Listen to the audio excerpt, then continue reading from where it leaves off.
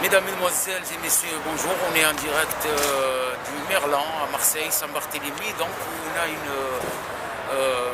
jeune, Zora Berich, qui a été licenciée, qui va être licenciée donc, de son boulot. Zora Berich qui était aussi dernièrement lors du vote élu, donc au niveau des municipales. C'est pour cette raison que son hiérarchie, c'est-à-dire sa direction, veut la levée du staff. Voilà, donc c'est pour cette raison que Dardarak est là aujourd'hui pour couvrir cet événement et pour aussi couvrir la cause de Zora Berich et beaucoup comme elle donc, qui sont militants ou bien militantes au niveau de leur société. Je vous laisse suivre la suite de cette interview avec tous les gens qui sont venus sur place ici pour soutenir donc, cette jeune femme et je vous laisse donc découvrir la suite. Voilà donc suite à l'affaire de la salariée qu'on veut enlever de son travail tout simplement. Hein. Monsieur, bonjour, est-ce que vous pouvez nous parler de cette cause? Mais la cause, elle est grave, étant donné qu'on a boycotté les jardins créatifs, toutes les associations du secteur ont boycotté donc les jardins créatifs. Il s'est passé un truc, c'est que Zora, qui est adhérente à la CSF, elle a été notre porte-parole. Et puis on va, soi-disant, contre l'intérêt du théâtre du Merlan. Voilà, on trouve ça scandaleux, quoi, je veux dire, voilà quoi. On ne peut pas faire ça. Oui. On ne peut pas. C'est pas parce qu'on n'est pas d'accord avec quelque chose qu'il faut absolument qu'on licencie la personne. Et c'est pas par rapport au statut aussi, parce qu'elle a participé aux élections dernières au niveau de la municipale, c'est pas ça qui a causé un peu plus ou moins la jalousie? Ah, c'est possible, mais ça, je n'ai pas la certitude, mais effectivement c'est possible. Mais par contre, ce que je sais, c'est qu'on a boycotté les jardins et puis d'un coup, on se retrouve à manifester pour garder un poste.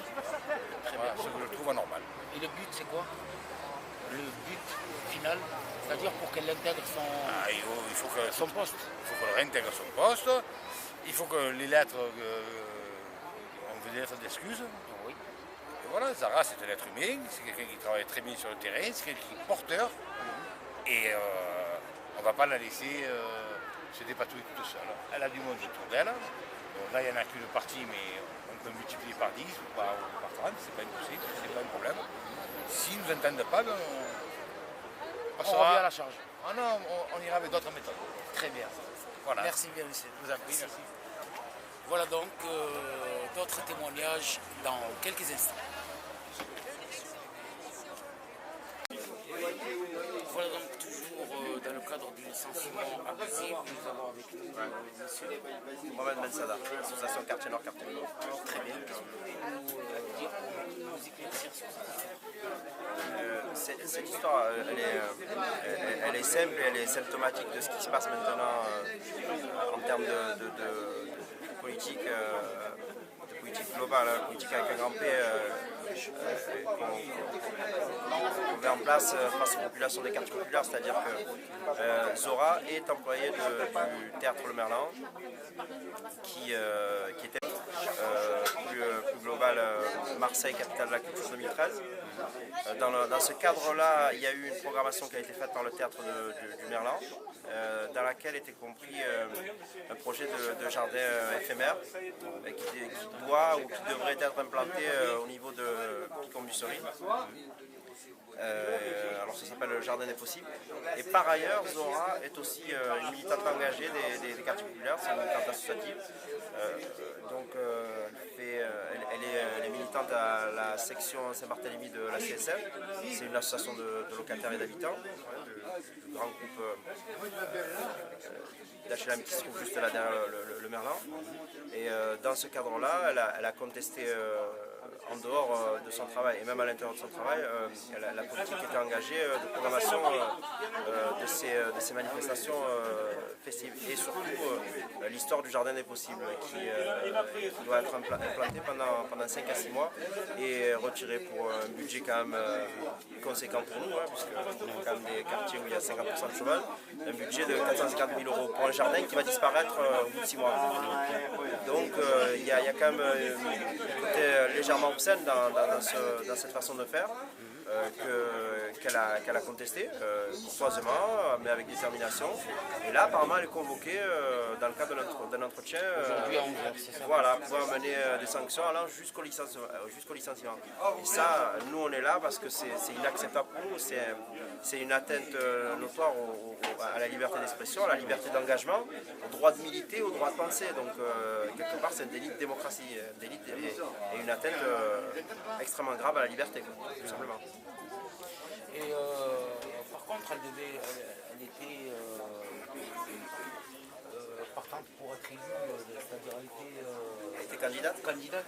C'est pas ça qui lui a valu un peu le J'espère que non, parce que sinon c'est encore plus grave. Ça veut dire que là on est dans le délit d'opinion politique. Donc, les deux sont liés, mais après on ne peut que spéculer. Moi je ne sais pas ce qui se passe exactement dans la tête de ceux qui l'ont convoqué et de ceux qui ont demandé à ce qu'on la convoque, parce que moi je ne pense pas que ce soit une initiative simplement de la direction du théâtre du Merlan, mais là il y a des intérêts qui sont liés, il y a une relation entre le politique et la culture qui est pas très saine aussi. Donc la culture, est-ce que c'est un outil d'émancipation ou est-ce que c'est un outil de contrôle des populations?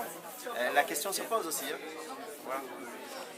En vous remerciant de tous ces renseignements. Merci à vous. À très bientôt. Merci bien. Voilà donc suite de nos interviews d'Anvan qui nous parlait de cette cause à propos de Zora Berry qui est convoquée aujourd'hui donc à 11h pour question, on verra ça tout à l'heure. Pour l'instant, on accueille M. Charles Roux. M. Charles Roux, bonjour. Bonjour. Qu'est-ce que vous pouvez nous dire sur cette affaire de Zora Berry? D'abord, c'est assez hallucinant. Je pense que Zora dérange depuis plusieurs mois, voire plusieurs années, parce qu'elle ne se laisse pas faire, elle dit ce qu'elle pense et voilà, elle donne son opinion. Donc ça ne plaît pas forcément à des gens qui sont dans les allées du pouvoir. Et puis alors, ce qui est... je pense qu'elle a pris des positions par le passé, y compris publiques, y compris en étant sur les projets à contester des choix municipaux, des choix du Conseil général, notamment elle l'a fait en s'engageant politiquement, ça n'a pas plu non plus. Et puis alors là, on trouve, c'est hallucinant, c'est-à-dire qu'on est vraiment, là c'est digne d'un pays totalitaire, quoi.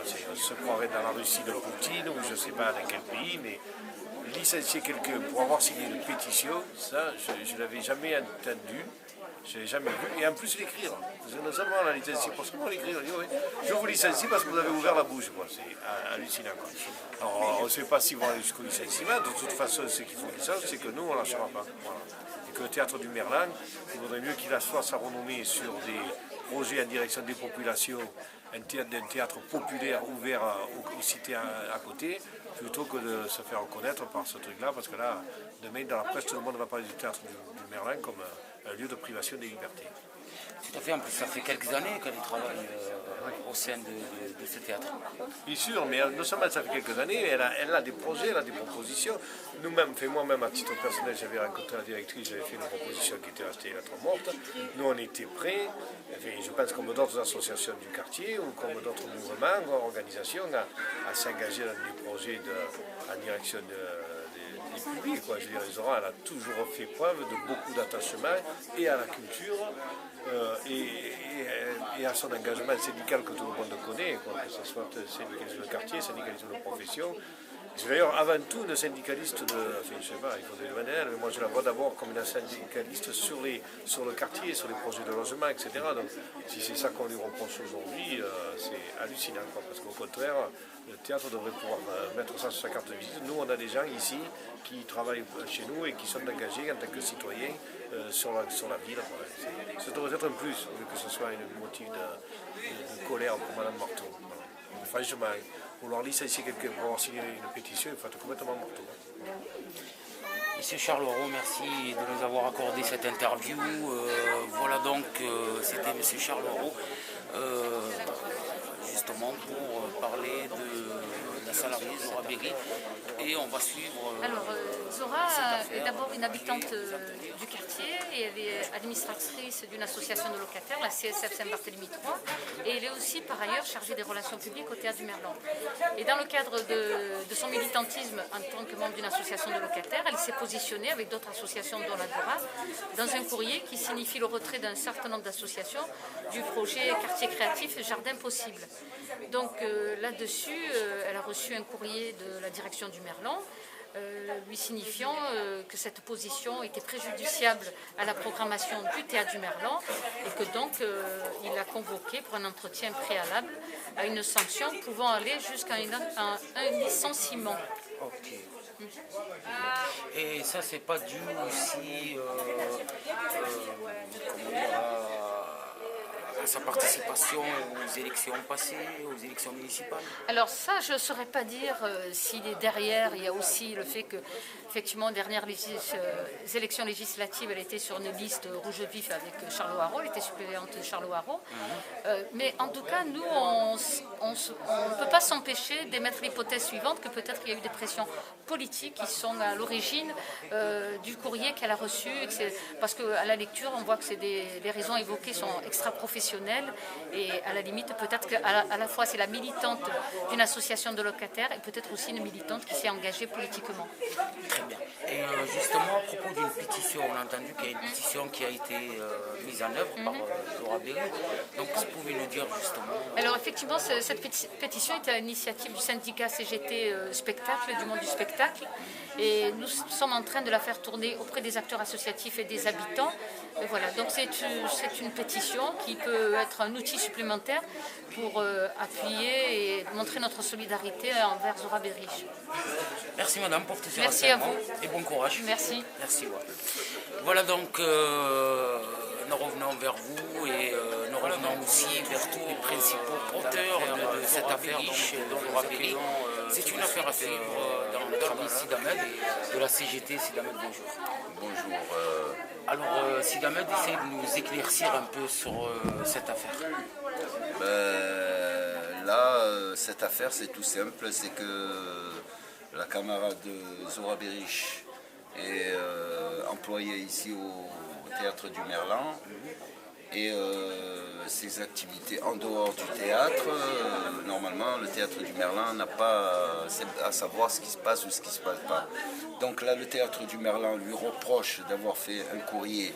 Or, ce courrier n'a pas été fait par elle, il a été fait par les associations des quartiers nord. Il a été fait pour dénoncer Marseille, capitale européenne 2013, pour un jardin possible. Si vous allez le voir, si vous voulez prendre des images après, vous allez voir ça. C'est un jardin invisible. Il y a 422 000 € qui ont été versés par la communauté européenne et du Fonds social, enfin voilà. Et par le GPV et par MRU, 30 000, ce qui fait 60 000.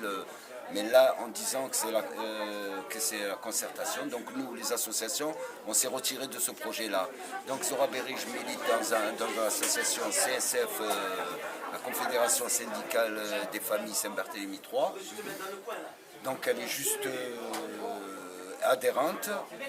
Donc nous, les associations, on a dit à Zora d'envoyer à tous les acteurs, ça veut dire toutes les associations qu'on pourra se retirer du projet, sans toucher quiconque. On ne touche pas le Théâtre du Merlan. Le Théâtre du Merlan dit que Zora Berry un conflit d'intérêts. Donc je ne vois pas quel intérêt elle est, puisqu'elle est bénévole dans cette association. Je ne vois pas l'intérêt qu'elle a, puisque le courrier, c'est nous qu'on l'a fait, c'est pas Zora Berich qui l'a dicté. Donc ce qui lui reproche sa directrice, Madame Marteau, c'est tout faux, puisqu'hier, vous savez bien que je suis responsable du comité chômeurs et précaires CGT des quartiers Nord, donc hier on a vu avec nos conseillers juridiques, donc ce que la directrice lui reproche, c'est tout faux. C'est plus, comment dire, une menace. Une menace.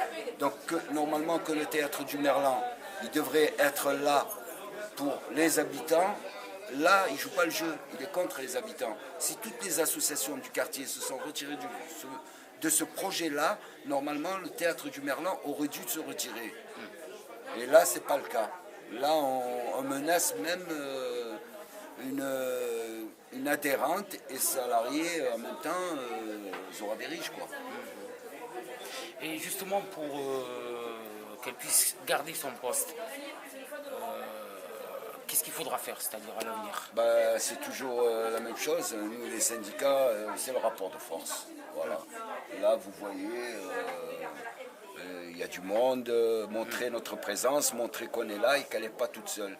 Puisque quand vous êtes tout seul, vous ne faites rien. Mais quand vous avez du monde autour de vous... Oui, surtout que c'est deux choses différentes. Hein. Le monde associatif qu'elle fasse bénévolement et au sein du théâtre, elle travaille en tant que salariée. Donc ça n'a rien à voir. Ah non, ça n'a absolument rien. C'est comme si on touchait la vie privée d'une personne et la vie... Oui, ça c'est carrément... c'est toucher la vie privée d'une personne. C'est-à-dire que là, elle n'a pas signé un contrat que... 24 sur 24, elle est avec le théâtre du Merlan. Et en plus, elle ne met pas en cause le théâtre du Merlan. Même dans le courrier que nous, les associations, on a fait, on ne met pas en cause le théâtre du Merlan. On met en cause le GPV, MRU, mais le théâtre du Merlan, on ne comprend pas pourquoi il a pris cette position. Voilà.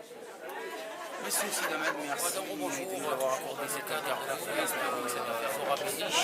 Donc nous sommes avec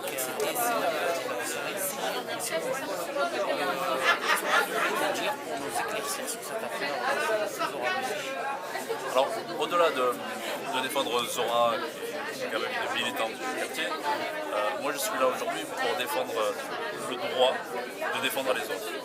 Voilà, je ne suis pas là pour Zora particulièrement, mais vraiment pour que l'on puisse avoir le droit de défendre ceux qui sont aujourd'hui quand même les premiers touchés, ce sont les habitants. Et c'est eux qui sont les premiers touchés. Donc Zora, elle est quand même là en train de défendre les habitants et c'est ce droit-là qu'on doit défendre. Voilà. Elle a une position, une posture qui a été la sienne en tant que militante, en tant qu'association de locataires. Voilà. Et cela ne doit pas gêner sa position professionnelle. Elle a su défendre les habitants du quartier et dissocier en fait, sa posture d'habitante et de militante et celle de professionnelle. Donc aujourd'hui, c'est pas normal qu'on attaque sa position en tant que professionnelle. Et c'est ce droit-là que je viens aujourd'hui défendre. Très bien. Donc justement, cette initiative a pris Zora, des habitants de quartier. Comment on pourrait voir ça? C'est-à-dire, c'est pas son problème, comment on appelle ça? Parce qu'elle a été à l'époque au niveau de la politique aussi. Sa position politique. Sa position politique, elle est... Bon, moi je ne la connais pas personnellement, sa position politique, mais sa position politique, elle est ce qu'elle est et elle doit rester. Elle doit garder sa position politique, mais son employeur ne doit pas intervenir dans sa position politique. Il y a une vie privée. Voilà. Dans sa vie privée, il y a une vie militante. Voilà. Et aujourd'hui, c'est cette vie militante qu'on nous enlève. Aujourd'hui, on l'enlève à Zora, demain, on l'enlèvera à quelqu'un d'autre. Voilà. Et un jour, à nous tous. Voilà. Et le jour où on l'enlèvera à nous tous, ben, c'est là que le quartier sera mort. Parce qu'aujourd'hui, il n'est pas mort, parce qu'il y a quand même des gens qui militent pour eux et pour les autres. En vous remerciant pour cet entretien. Merci bien et bon courage pour la suite. Merci beaucoup. Merci bien. Voilà donc toujours dans la